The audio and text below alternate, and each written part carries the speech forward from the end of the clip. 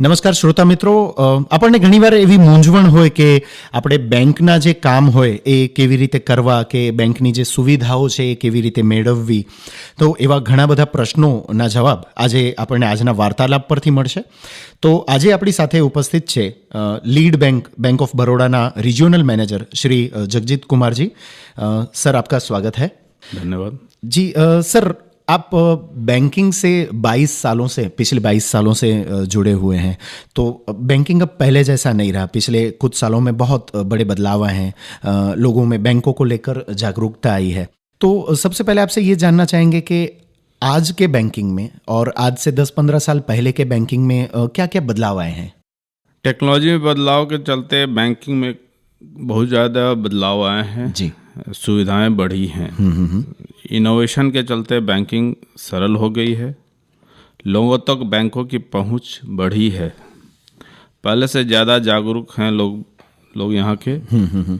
और आज जैसे आपको अकाउंट खुलवाने हो, हाँ जी, तो डिजिटल चैनल के थ्रू ब्रांच के और बैंक के लोग टैप बैंकिंग से अकाउंट भी खुलवा सकते हैं. और जो डिजिटली काफ़ी एक्टिव हैं वो इंटरनेट के थ्रू भी अकाउंट केवाईसी वीडियो केवाईसी करके खुलवा लेते हैं. आपको अकाउंट ओपनिंग के लिए भी कोई ज़रूरी नहीं है कि आप शाखा में जाएं. शाखा तक जाएं. जी, मतलब वक्त बच सकता है हमारा. वक्त बच सकता है, सुविधाएं बढ़ जाती हैं. हाँ जी. और काम तेज़ी से हो रहे हैं. जी. सबसे बड़ी बात कि ऑनलाइन बैंकिंग की सुविधा से लोग सरलता और बड़ी संख्या में बैंक से जुड़ पाए हैं.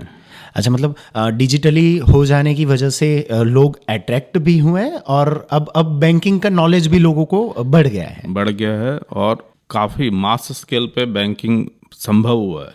अच्छा. जैसे आप लोग भी सुना होगा, जनधन के करोड़ों अकाउंट खुले हैं. जी जी जी. अगर ये कंप्यूटराइजेशन और डिजिटल मीडिया नहीं आते तो ये संभव नहीं था. जी जी जी. अच्छा, तो जैसे सर आपने बात की कि टेक्नोलॉजी में बदलाव के चलते अभी बैंकिंग में बहुत सारे सुधार आए, वो डिजिटल बैंकिंग हो रहा है.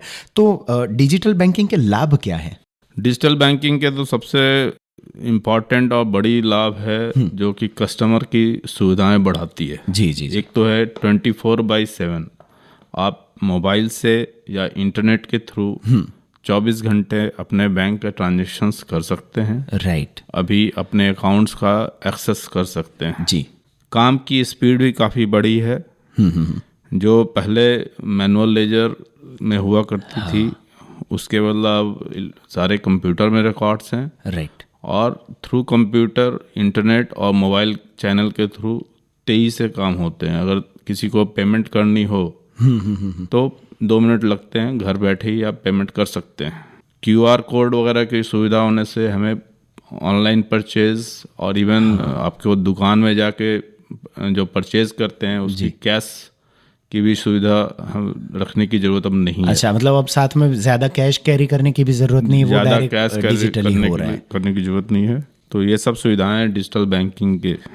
अच्छा, इसमें सर ये भी कह सकते हैं, जोड़ सकते हैं कि जैसे इंसान जब काम कर रहा होता है तो गलतियां बढ़ जाती है. जैसे मैनुअल काम होता था तो गलती होने के चांसेस होते थे, अब डिजिटली हो गया है तो ये भी कम हो जाता है. उसमें गलतियां कम होती है और जो करेक्टनेस ऑफ ट्रांजैक्शन है जी काफ़ी बढ़ गया है. राइट. और उसके साथ और भी उसमें हर के 2 पहलू होते हैं. राइट सर, ये डिजिटल बैंकिंग के लाभ हमने देखे, पर फ्रॉड भी अगर डिजिटल हो रहा है तो उससे बचने के हेतु क्या ध्यान रखना चाहिए? हाँ, जैसा मैंने कहा कि हर चीज़ के 2 पहलू हैं. जी. तो टेक्नोलॉजी की भी 2 पहलू हैं. हाँ जी. टेक्नोलॉजी में लाभ का पहलू तो मैंने बताया कि ग्राहकों को कन्वीनियंस है. मास स्केल पे हम लोग चीज़ों को अब एक साथ लॉन्च कर सकते हैं. जी जी. सुविधाएं बढ़ा सकते हैं. बट इसके साथ फ्रॉड के रिस्क भी बढ़ गए हैं. तो इसके लिए ज़रूरी है कि हम उसके लिए प्रिकॉशन लें. राइट. तो कुछ कॉमन जो प्रिकॉशंस होते हैं डिजिटल बैंकिंग में फ्रॉड से बचने के लिए, उनको ग्राहकों को करना चाहिए. जैसे अपनी कोई भी पर्सनल जानकारी किसी भी अनजान व्यक्ति को न दे. अच्छा. पासवर्ड, OTP, अकाउंट नंबर वगैरह शेयर किसी मोबाइल से कॉल आए हुए या किसी और के कारण शेयर न करे. अच्छा. और जो जहाँ तक हो सके ग्राहक पासवर्ड को खुद प्रोटेक्ट करके याद करके रखे। अच्छा, वो कई बार लोग लिख के रख देते हैं, जैसे एटीएम है तो उसके पीछे ही पासवर्ड लिखा हुआ नहीं, होता वो फ्रॉड के काफ़ी स्कोप है उसमें। अच्छा, सरल पासवर्ड ना बनाए, जैसे 1111 1234 इस तरह का जो सरल मतलब न्यूमेरिकल्स के जो पासवर्ड हैं उसको ना बनाए। अच्छा, और किसी भी तरह का ऑनलाइन लालच या ईमेल इंटाइस करने वाले होते हैं उन पे ध्यान न दें। अच्छा, कि लॉटरी जीती, आप अपना अकाउंट्स का डिटेल भेजें। आप देखते हो ईमेल के थ्रू काफ़ी फ्रॉड होते हैं। राइट सर, ईमेल के थ्रू आते हैं। जैसे अभी व्हाट्सएप पे भी ये चल रहा होता है कि भाई फला फला गेम शो में आप इतने लाख रुपए जीते हैं तो अपनी डिटेल दीजिए, अपनी अकाउंट्स का डिटेल दें। फिर वो हो सकता है आपसे पैन कार्ड का डिटेल मांगेंगे, देन मोबाइल नंबर मांगेंगे, ऑल दिस। सीनियर सिटीजन्स इनका आसान लक्ष्य होते हैं, वे जल्दी भरोसा कर लेते हैं। तो कार्ड बंद या ब्लॉक हो जाने से फ़ोन आते ही उसको संपर्क करें। अच्छा, हाँ, कई बार ऐसा होता है कि सीनियर सिटीजन होते हैं, उनको ऐसे बोला जाता है कि भाई आपका कार्ड ब्लॉक होने वाला है या बंद होने वाला है तो आप ओटीपी शेयर करें। वो ना करें। अच्छा, बैंक कभी पासवर्ड या ओटीपी फ़ोन पर नहीं मांगता। अच्छा, मतलब बैंक की तरफ से कभी ऑफिशियली ऐसा कॉल नहीं आएगा कि भाई आप हमें ओटीपी दीजिए या पासवर्ड दीजिए। बैंक की तरफ से नहीं आती है। तो ग्राहक इसका खास ध्यान रखें। बिल्कुल इस तरह से ऑनलाइन फ्रॉड से बचा जा सकता है। और सर, एक बात काफ़ी अच्छी कही आपने कि पासवर्ड जो होते हैं वो कहीं लिख कर ना रखे, वो इजी हो जाते हैं किसी को एक्सेस करने के लिए। और वैसे भी हम भारतीय होते हैं तो उनकी याददाश्त बड़ी तगड़ी होती है, तो वो याद रखना ही ज़्यादा बेटर रहता है। अच्छा सर, जब हम बात कर रहे हैं बैंकिंग की, तो वो उसका जो क्षेत्र होता है वो भी काफ़ी बड़ा होता है, और विस्तार की दृष्टि से कच्छ भी एक बड़ा प्रदेश है। तो जो दूर दराज के गांव हैं, जो बहुत दूर रहते हैं लोग, तो वहाँ तक बैंकिंग की सुविधाएं कैसे पहुँचाई जाती है? देखिए, कच्छ सामखियाली से कोटेश्वर और एक तरफ खावड़ा तक फैला हुआ है जी। और बॉर्डर के रिमोट एरिया में लोगों को बैंक की सुविधाएं आसान से मिल पाए उसका खास ध्यान रखी जाती है। जी जी जी। बहुत से चैनल्स हैं, जैसे बहुत जगह तो बैंक के ब्रांचेस भी हैं रिमोट एरिया में। सारे नेशनलाइज्ड या प्राइवेट सेक्टर के बैंक्स की अलग अलग जगह पे ब्रांचेस हैं जी। लीड डिस्ट्रिक्ट के होने के नाते बैंक ऑफ बड़ौदा की खुद भी बहुत सारी ब्रांचेस हैं जी, जो रिमोट एरिया में हैं। उसके अलावा विभिन्न बैंकों के एटीएम की सुविधा है अलग अलग जगह पे। बैंक मित्र या बैंकिंग कॉरेस्पॉन्डेंट जो होते हैं उनका भी सहायता लिया जाता है। अच्छा। ताकि जो बैंकिंग की बेसिक सुविधाएं हैं जी दूर सुदूर गांव में पहुंचाया जा सके। और जैसे सर आपने बैंक मित्र की बात की, तो वो तो ऐसा हो गया कि बैंक अपने घर तक आ रहा है। हाँ, उतनी फैसिलिटी बढ़ गई है। बैंक मित्र गांव में जाते हैं और उनको उनके थ्रू रिसीव भी होती है कैश, पेमेंट भी होती है। उसके अलावा अकाउंट ओपनिंग है, ऋण की एप्लीकेशन है। हाँ जी। या इवन आप मान लीजिए कि रिकवरी के भी सुविधाएं उनको प्रदान करते हैं। बेसिक बैंकिंग जिसे कहा जाता है वो सारा इससे हो सकता है। तो ग्राहकों से खास निवेदन है कि बैंक मित्र की सुविधा का खूब यूज करें।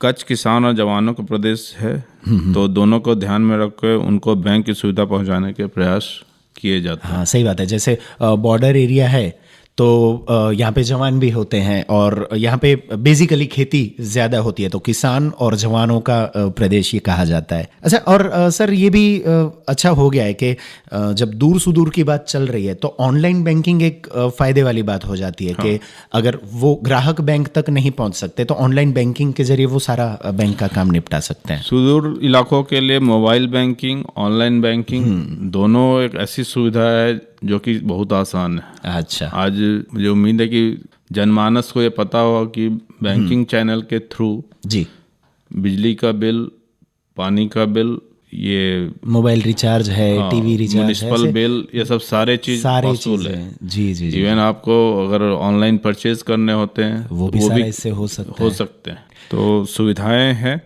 और नए टेक्नोलॉजी का फ़ायदा मानस सामान उठाए, उससे उनको फ़ायदा होगा और देश की तरक्की भी होगी। वाह। और सर ऐसा कह सकते हैं ना कि अब बैंकिंग बहुत क्षेत्र उसका बहुत बड़ा है, पर सिमट कर एक छोटे से मोबाइल में, मतलब हमारी हथेली में वो पूरा बैंकिंग समा गया है। गागर में सागर। गागर में सागर है। अच्छा, जैसे सर ये थोड़ी सब्जेक्ट से हट के एक बात करनी है कि एक बैंकर होने के नाते और रीजनल हेड होने के नाते काफ़ी स्ट्रेस वाला आपका पूरा माहौल रहता होगा, तो गाने सुनने का शौक आपको है? हाँ, सुनता हूँ मैं। अच्छा, सर आपका फेवरेट सिंगर कौन है? रह चुका हूँ। अरे वाह। आपके फेवरेट सिंगर कौन है सर? किशोर कुमार। वाह वाह, मतलब एवरग्रीन। उनके कोई भी गाने सुन लीजिए। तो सर बीच में जस्ट ये जानना चाहेंगे कि आपकी पसंदीदा कोई एक गाना जो हम श्रोताओं को भी सुनाए और आप भी सुने। एक गाना जो मुझे काफ़ी अच्छा लगता है वो है आनंद फिल्म का। वाह, फिल्म तो काफ़ी सराहनीय है और बहुत ही बढ़िया थी वो, एवरग्रीन रही है जी।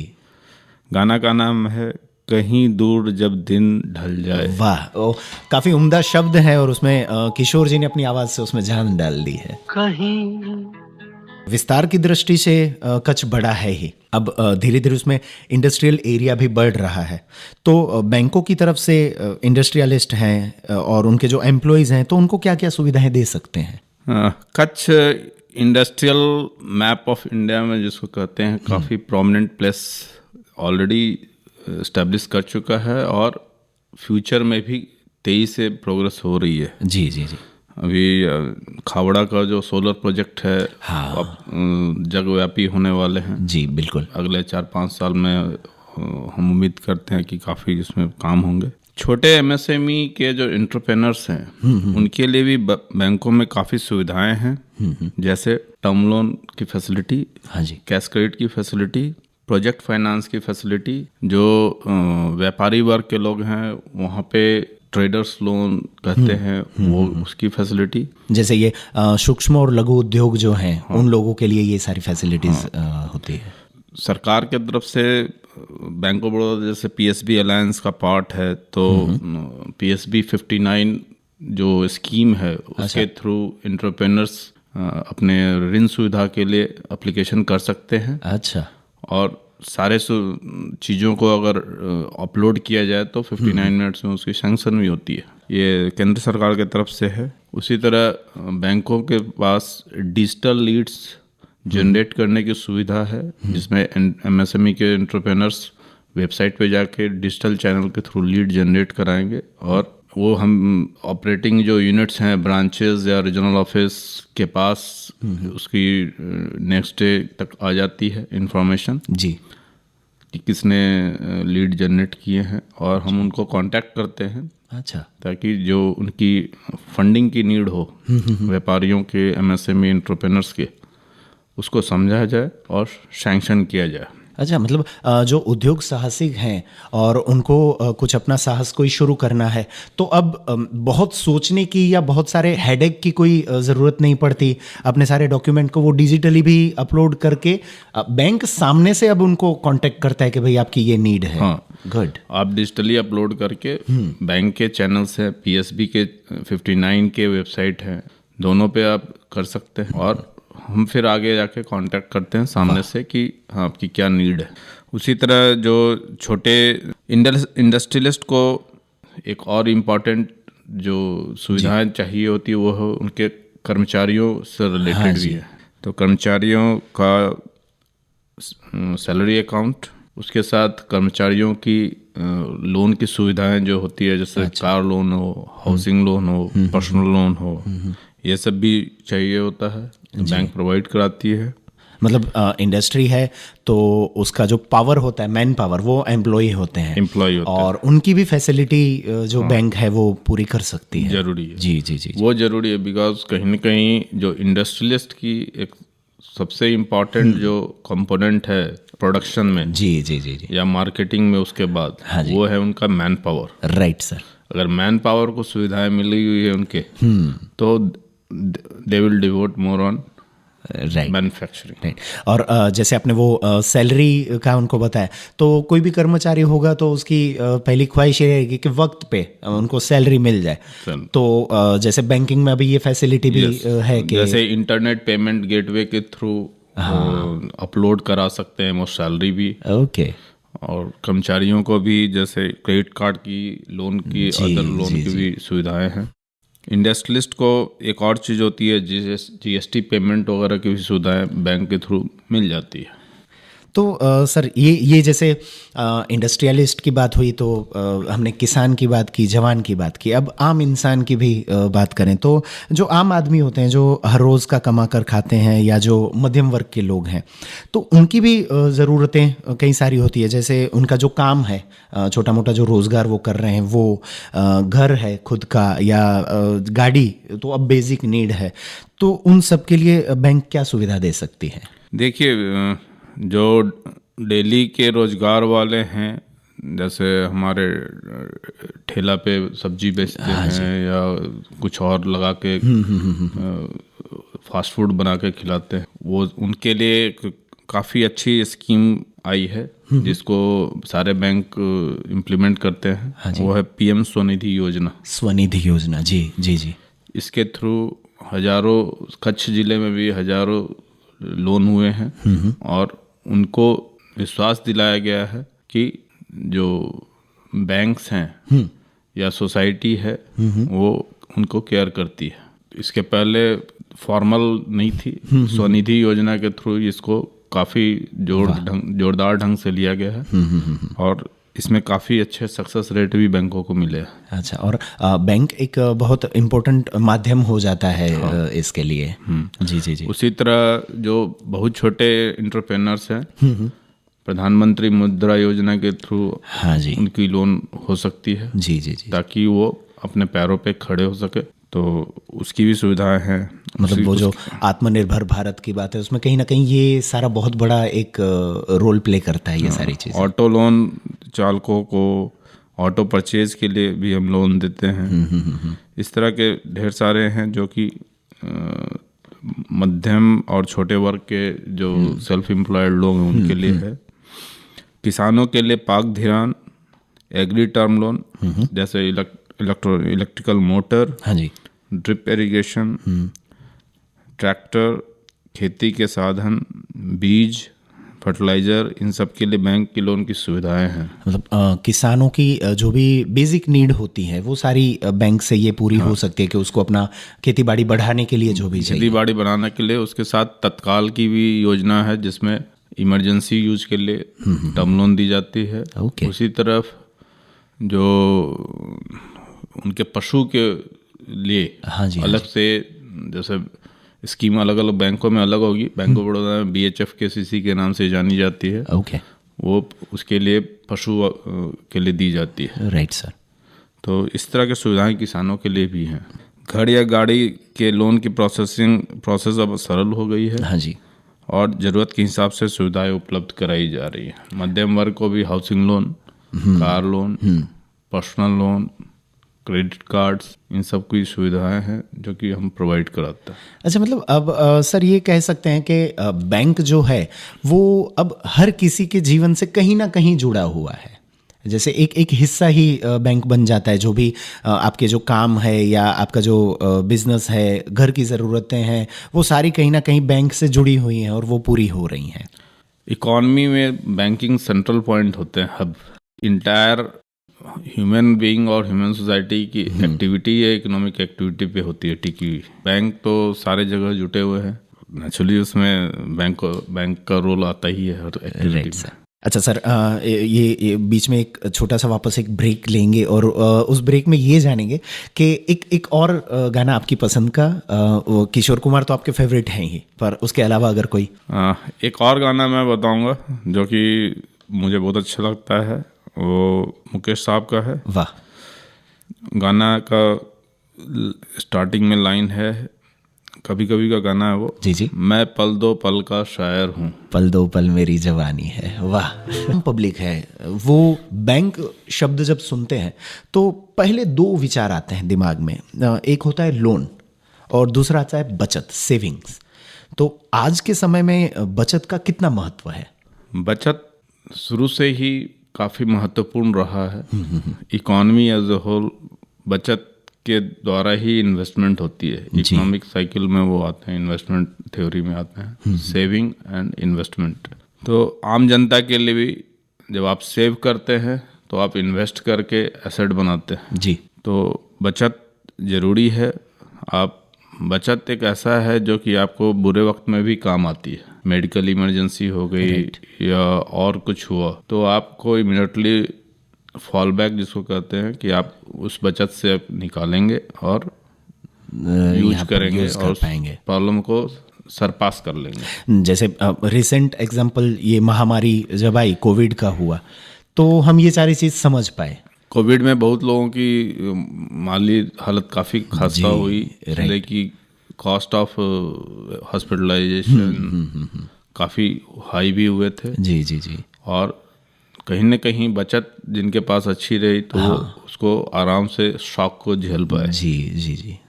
इसके अलावा बचत में जो इम्पोर्टेंट है कि आप जो भी इन्वेस्टमेंट करते हैं उसको आप डाइवर्सिफाई करके रखें। जैसे म्यूचुअल फंड भी है या सॉवरेन गोल्ड बॉन्ड है या फिक्स डिपॉजिट में भी रख सकते हैं। जी जी जी। बचत करने का एक सबसे अच्छा माध्यम है रिकरिंग डिपॉजिट भी, जो एवरी मंथ आप एक सर्टेन अमाउंट आप बैंक में जमा करें ताकि वो फ्यूचर के लिए काफ़ी बड़ी रकम बने। अच्छा, मतलब वो बूंद बूंद से सागर बनता है, उस हिसाब से थोड़ी थोड़ी रकम इकट्ठा करके एक बड़ी अमाउंट भी सेव कर सकते हैं। उसके अलावा बचत स्पेसिफिक भी होते हैं। जैसे पीपीएफ से आप पेंशन के बाद रिटायरमेंट के बाद पेंशन ड्रॉ कर सकते हैं, पीपीएफ फंड में डाल सकते हैं। उसी तरह जो सुकन्या जो स्कीम है, हाँ जी हाँ जी, उसमें आप बच्चियों के भविष्य के लिए आप बचत डायरेक्ट कर सकते हैं। हायर एजुकेशन, मैरिज, वो सब एम लेके आप कर सकते हैं। अच्छा, एक कोई भी आदमी ऐसे होते हैं कि जिनका एक चिंता होती है अपने भविष्य की, बच्चों के भविष्य की, और उसमें भी खास करके जब गोल ओरिएंटेड ये बचत स्कीम है, केंद्र सरकार की है, काफ़ी अच्छी स्कीम है। जी जी जी जी। तो ये सब सुविधाएं हैं और गोल ओरिएंटेड भी बचत आप कर सकते हैं और फॉल बैक वाली बचत एक नेचुरल एसेट बनाने की भी होती है, वो भी आप कर सकते हैं अलग अलग एसेट क्लास में डाल के। सर, बहुत कुछ जानने मिला आज आपसे और हमारे श्रोता मित्रों तक भी ढेर सारी जानकारी पहुंच पाई कि कई बार ऐसा होता था कि बैंकिंग को लेके लोगों को काफ़ी सारे कन्फ्यूज़न होते हैं कि कैसे क्या करना है, क्या क्या स्कीम्स हैं, बैंक हमें कहाँ पे उपयोगी हो सकती है। तो ये सारा आज के वार्तालाप में लोगों तक पहुँचा। और अब आखिर में आपसे ये पूछना चाहेंगे कि आकाशवाणी के जो श्रोता हैं उन्हें आप क्या एक संदेश देना चाहेंगे? मैं एक साधारण सा संदेश देना चाहूँगा कि बैंक को फ्रेंडशिप के रूप में रखें, फेयर के रूप में नहीं। वाह। बैंक आपकी सेवा के लिए है, आप उसका सेवा का उपयोग करें। अलग अलग चीज़ के लिए अलग अलग सुविधाएं हैं, आप उसका उपयोग करेंगे, आपको बेनिफिट मिलेगी। बैंक आपकी मित्र है, बैंक मित्र। हाँ, तो मतलब कई बार ऐसे भय लोगों में रहता है कि नहीं जाएंगे तो क्या होगा, कैसे होगा, ये वो, तो वो सारा अब धीरे धीरे निकाल के जी, वो पार्ट ऑफ द सोसाइटी अगर आप ट्रीट करेंगे जी तो जी, सबसे अच्छा होगी। सर, आपके साथ बात करके बहुत सारी जानकारी मिली और कभी ऐसे ही कार्यक्रम में आपसे और भी ढेर सारी जानकारी लेंगे। तो श्रोता મિત્રો, આપણી સાથે આજે હતા લીડ બેંક ઓફ બરોડાના રિજિયોનલ મેનેજર શ્રી જગજીતજી, અને એમણે ઘણી બધી માહિતી આપણી સાથે શેર કરી। તો આપને પણ આશા છે કે બહુ ઉપયોગી પણ નીવડી હશે અને પસંદ પડાવશે। ફરી પાછા આકાશવાણીના આવી જ રીતે કાર્યક્રમોમાં મળતા રહેશું। નમસ્કાર। ધન્યવાદ।